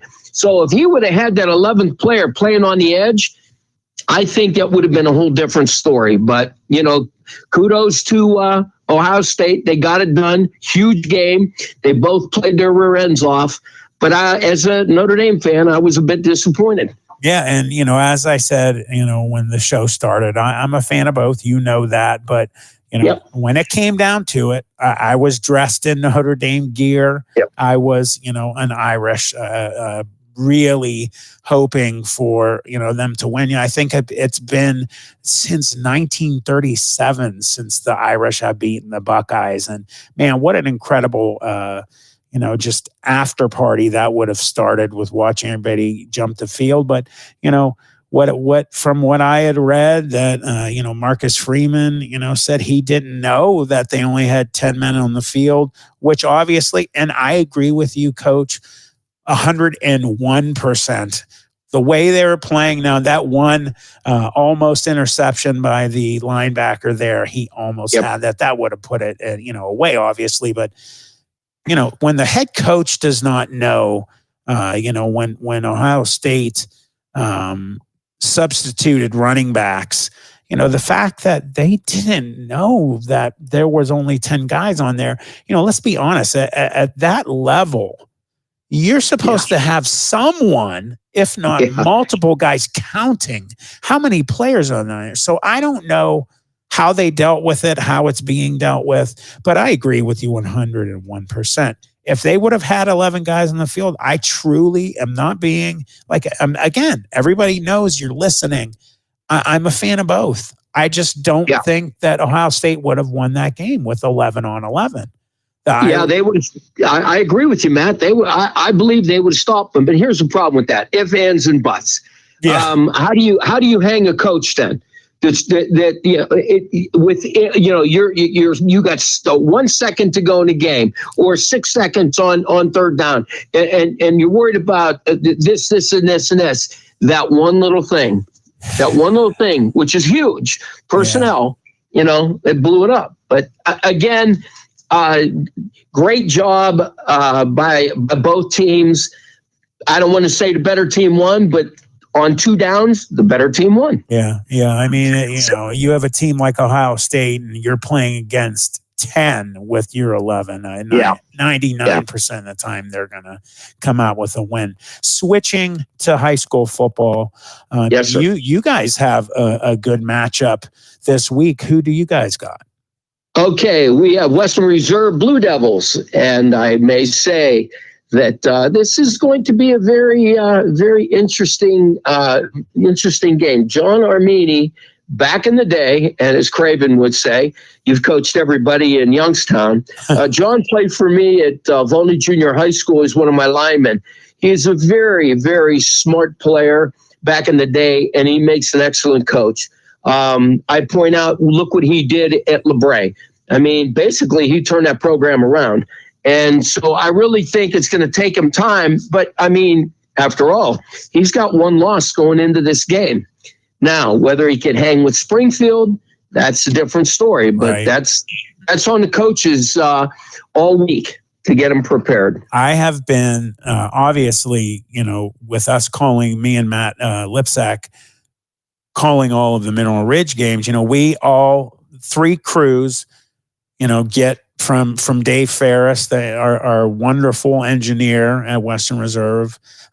He gracefully, sends us updates on games, and we've been paying attention. We obviously all, mention what the scores of the other games. And I have really been impressed with, after those two losses with Springfield, how they have turned it on, and they have turned it on big time. I, along with Niles and Poland, did not expect to see the Blue Devils 5-1 right now. You just addressed, what's going on there, but flipping on this switch, what Friday should we be expecting offensively, defensively, and special teams wise from the Blue Devils?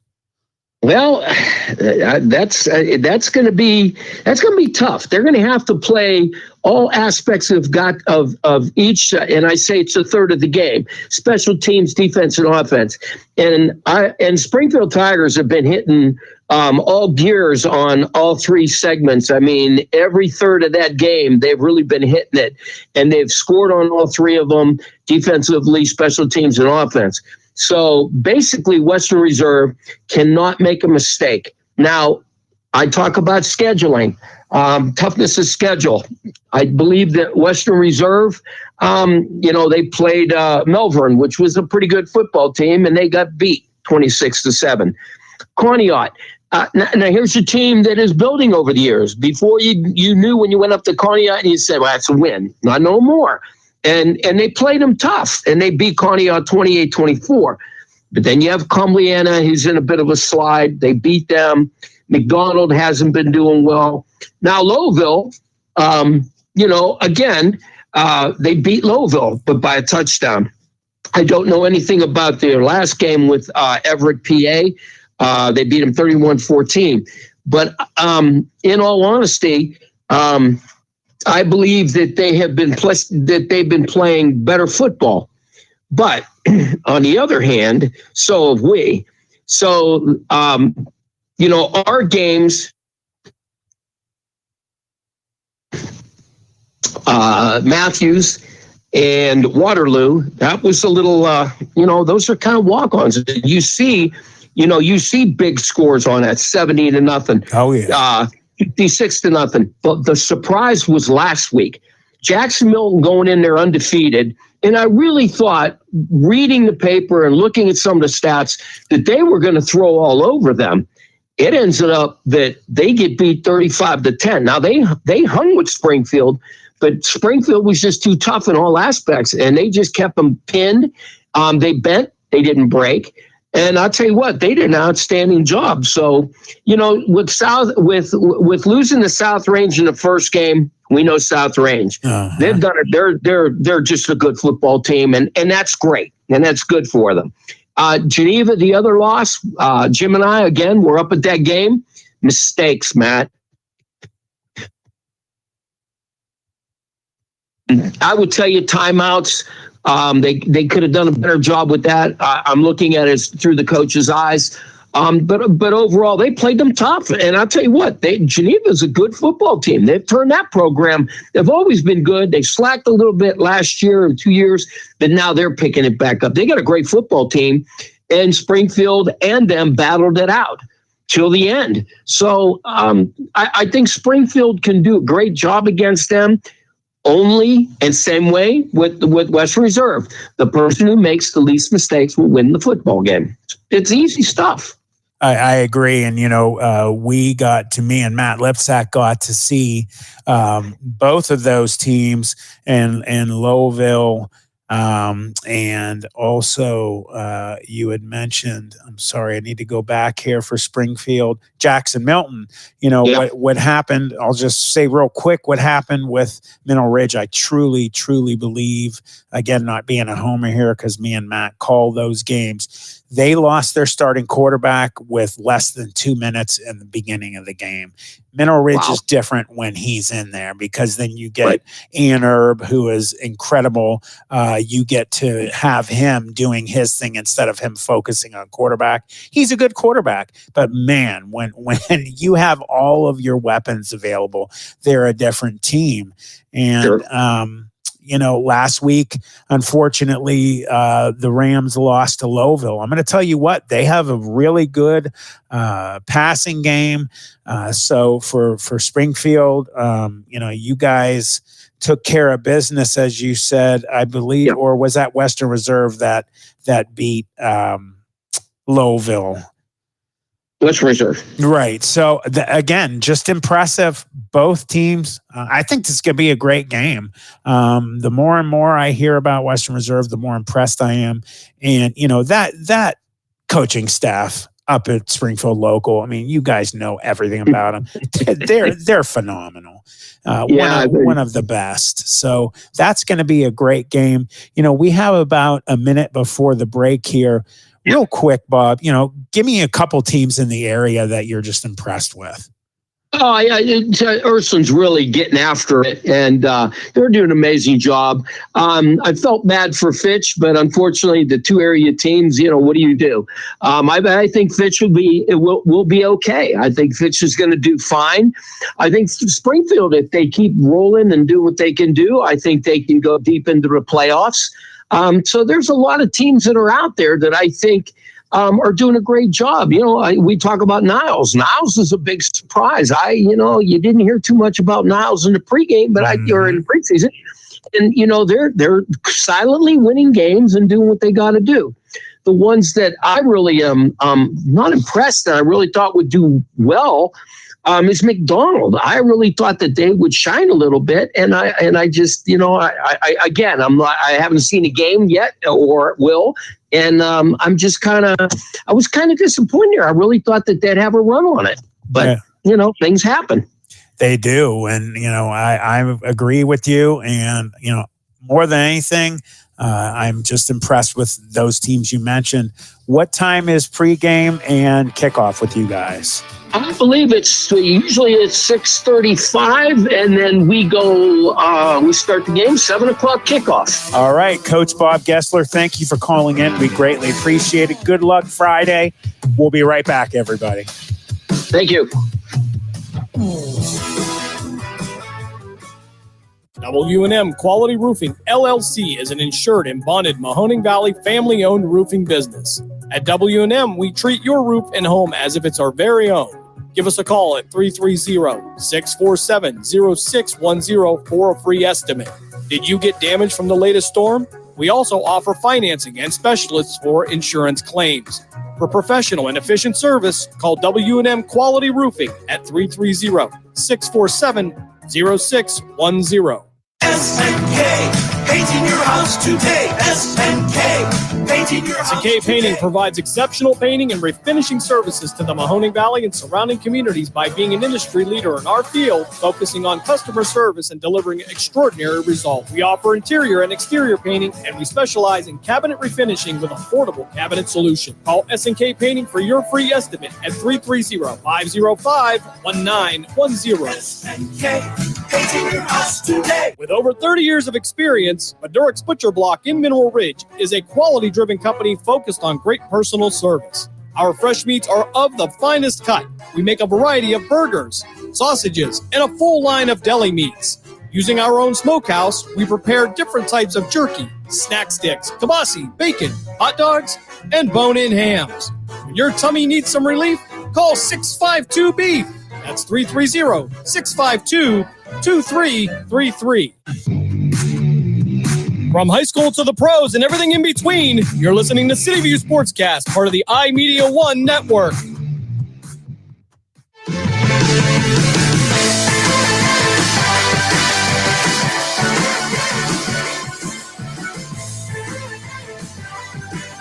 And welcome back to Just Football. I am your host, Matt Emsch. We are at the last 15 minutes exactly, and we have my partner on the phone, Matt Lipsack, the voice of the Youngstown Phantoms, and my partner. How you doing? Doing well, Matt. How about yourself this evening? I'm doing really well. I greatly appreciate you checking in with us and giving us a few minutes of your time. I know that you are busy with those two beautiful little kids of yours. Yeah, actually, we just had our first poopy on the potty, so there was much ado over here at the Lipsack house. Hooray! That's a huge event. Anybody that has kids know, and I just gave you a little applause. So congratulations. That's awesome. Thank you, sir. You know, little girl Alexis is a big girl now, 18 months. We're Well, I get to see pictures of both the kids every week, and they are beautiful kids, and they have quite the personalities in these pictures. So you guys are blessed. Moving into football, I want to again, Mark, I'm sorry, buddy. I of all three of you guys, I really wanted to address his household with Notre Dame, Ohio State, but that's where you and I are going to start. Actually, I know you're a Buckeye fan, and what was your take on that game, especially the way it ended? Well, I guess point of order. I am not a Buckeye. Oh, fan. Okay. So I grew up in Western Pennsylvania. We grew up rooting for the Nittany Lions. That's right. You told me that. I apologize. My wife is a Spartan. So. Oh, okay. Wow. You definitely have a different thing going under your roof. Yeah, the Scarlet in the Maze, they are not welcome inside the Lipsack household. I can understand that. And you know what? Growing up, I was actually, I always liked the Penn State Nittany Lions. We never had any problem with them for the most part. Again, me growing up, the majority of my memory of college football with the Buckeyes was John Cooper, which I already had addressed. We were not fans in my household of him, and not many Buckeye fans were. Not being able to take care of that other team up north. I think one time in his career he beat them, but we won't bring that up. Looking at that game, obviously I was there. It was as I've put numerous times, an instant classic. It was an incredible game to see. It was incredible being in that stadium for everything. But looking at the way the game ended with Notre Dame dropping the ball, again, no pun intended, having 10 guys the last two plays of the game, which cost them the game. What's your opinion on that? I mean, I guess it comes down to coaching, right? Right. That is one of the jobs, not only for starters, you got people upstairs. Somebody's got to have a head count. So it starts with the coaches, but, also usually you'll have somebody in the defensive backfield, stand there before every play and go 1, 2, 3, 4, 5, 6, 7, 8, 9, 10, 11. Right. And, and I'm trying to remember the situation. I don't believe Notre Dame had a timeout. No. So they could not have called a timeout if somebody had noticed. Correct. But I guess still somebody's gotta notice. Yeah. I again 101% agree with you. Obviously, Coach Freeman is doing a bang up job with the Irish. They're not going to fire him, but somebody has to answer for that, in my opinion. And I agree with you both, Matt. Not only do you have not only one coach, you should have multiple coaches that would be noticing, hey, we only got 10 guys in there. And at the very least, second to the last play, okay, we had 10 guys in there and they got, right down to the, I forget, it was like the 1 or the 2, 3, I forget. I think it was the 1 maybe. And, get that one extra guy in there, but they didn't after 2 plays. And that was just unbelievably unacceptable. And, I mean, it's a fireable offense in my opinion. I don't know who did that. And, I'm just going to leave it at that. It was an incredible game. Huge, mistake. It cost them. I think the Irish are an excellent football team. I think that they are going to make a lot of noise. We'll find out more about Notre Dame in a couple weeks when they play, I think 2 or 3 weeks when they play Southern Cal, who is number 8, I believe, in the country, and they are for real. So that's a huge rivalry. We'll get to see if they're for real. But flipping the switch, going over to high school, you and I have a game this Friday, homecoming at Mineral Ridge.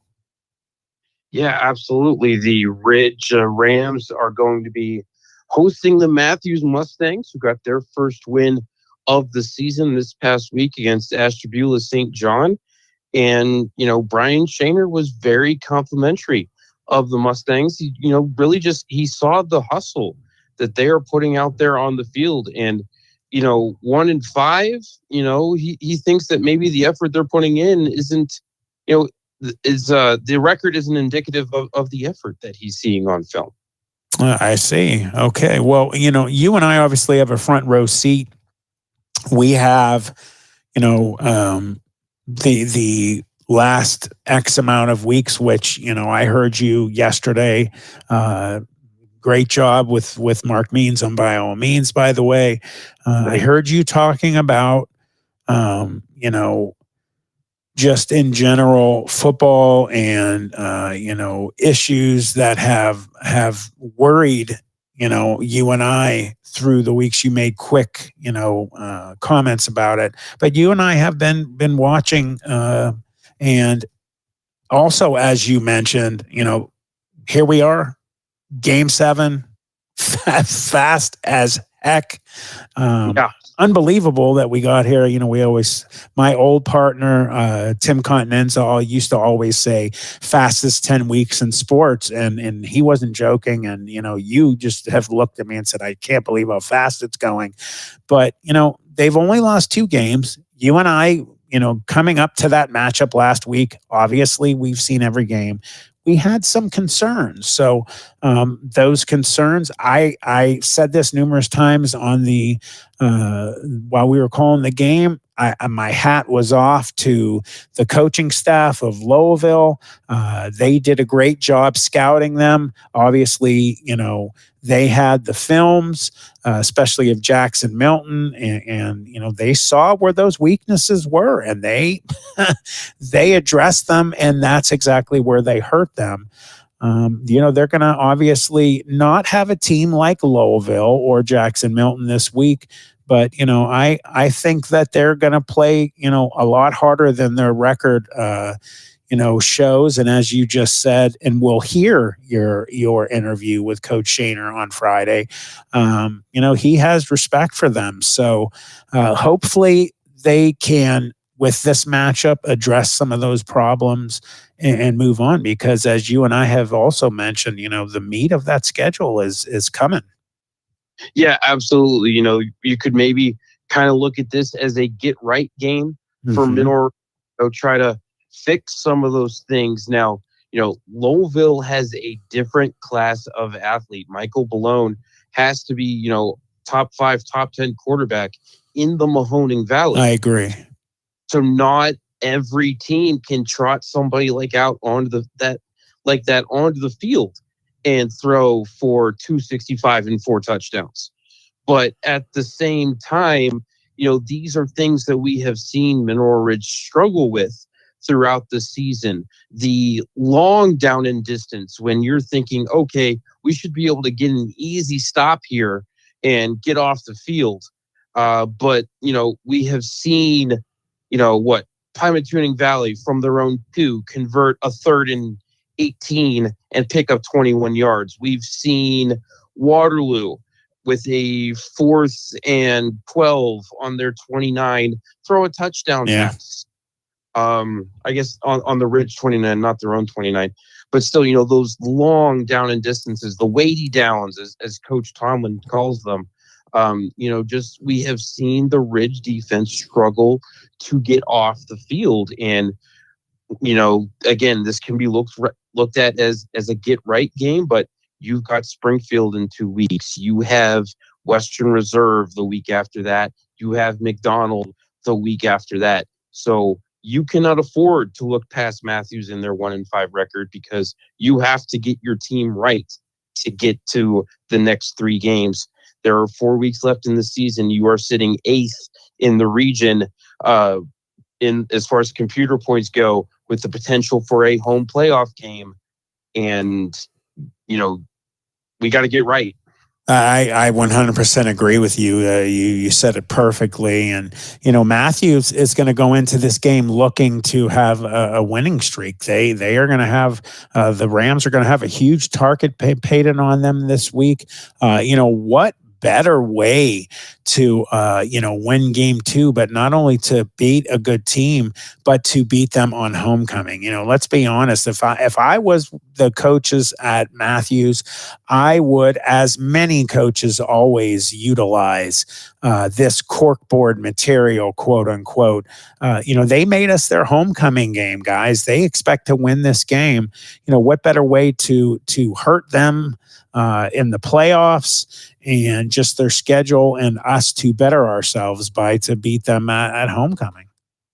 Yeah, absolutely. And, Coach Shaner, one of the questions during the interview that I posted was, how do you keep the boys focused? And he says, well, the kids that are focused are going to be the kids that play. And if you're not focused, you're not going to play.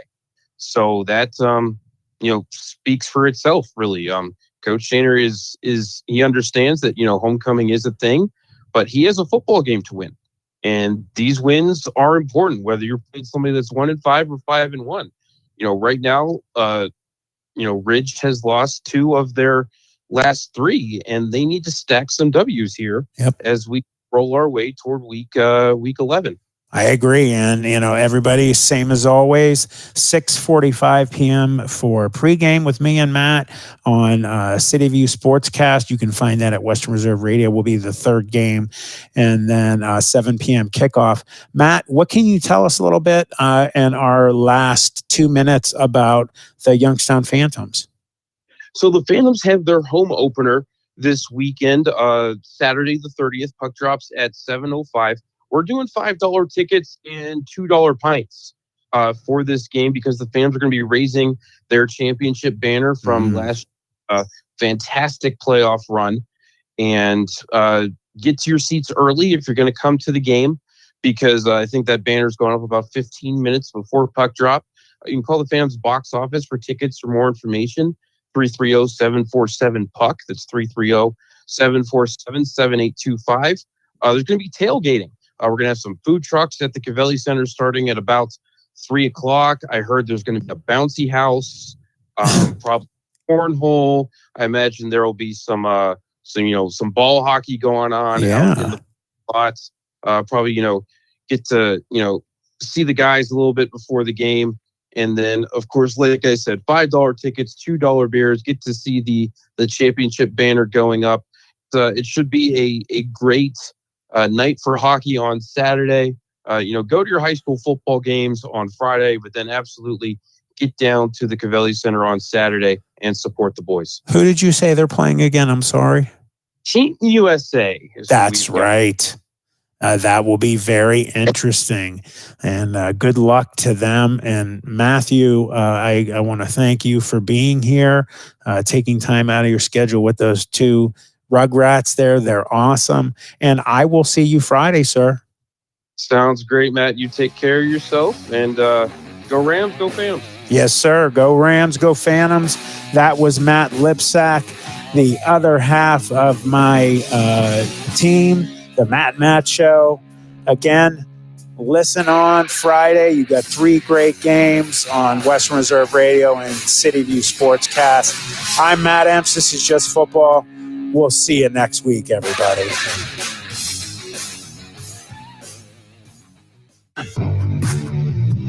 From high school to the pros and everything in between, you're listening to City View Sportscast, part of the iMedia One network.